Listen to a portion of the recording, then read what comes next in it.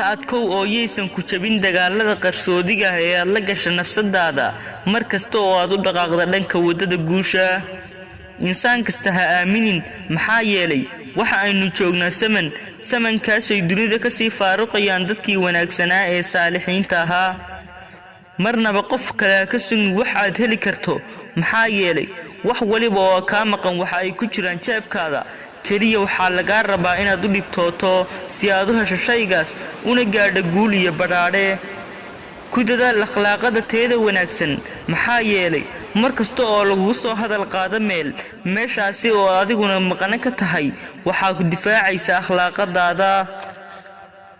soo dhaweyso oo wehel ka dhiga dadka kuwa caqliga badan ee caaqiliinta ah kuwaas oo u saaxiiba murti iyo waayo aragnimo hana soo dhaweysan dadka kuwada faashiliinta ah ee fashilkaaga jecel maalin kasta oo soo marta noloshaada waa maalin wadata farxad ama waa maalin wadata murugo